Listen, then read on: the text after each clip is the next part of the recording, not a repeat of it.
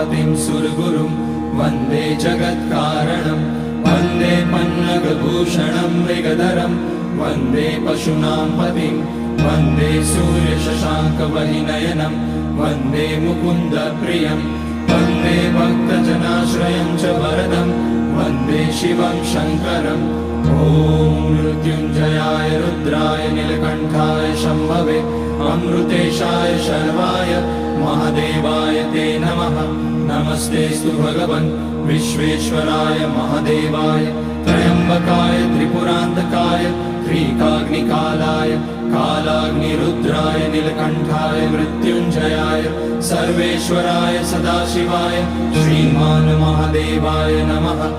ॐ नमः शम्भवाय च मयोभवाय च नमः शङ्कराय च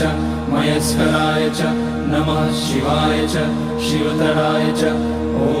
त्र्यम्बकं यजामहे सुगन्धिं पुष्टिवर्धनम् उर्वारुकमिव बन्धनान् मृत्योर्मुक्ष्यमामृतात् नागेन्द्रहाराय त्रिलोचनाय भस्माङ्गराय महेश्वराय नित्याय शुद्धाय दिगम्बराय तस्मै नकाराय नमः शिवाय मन्दाकिनी सलिलचन्दनचर्चिताय नन्दीश्वर प्रमथनाथ महेश्वराय मन्दारपुष्य बहुपुष्य सुपूजिताय तस्मै मकाराय नमः शिवाय शिवाय गौरीवदनाब्जवृन्द सूर्याय रक्षाध्वरनाशकाय श्रीनीलकण्ठाय वृषध्वजाय तस्मै शिकाराय नमः शिवाय वसिष्ठकुम्भोद्भगौतमार्य मुनीन्द्रदेवार्चितशेखराय चन्द्रार्कवैश्वानरलोचनाय तस्मै वकाराय नमः शिवाय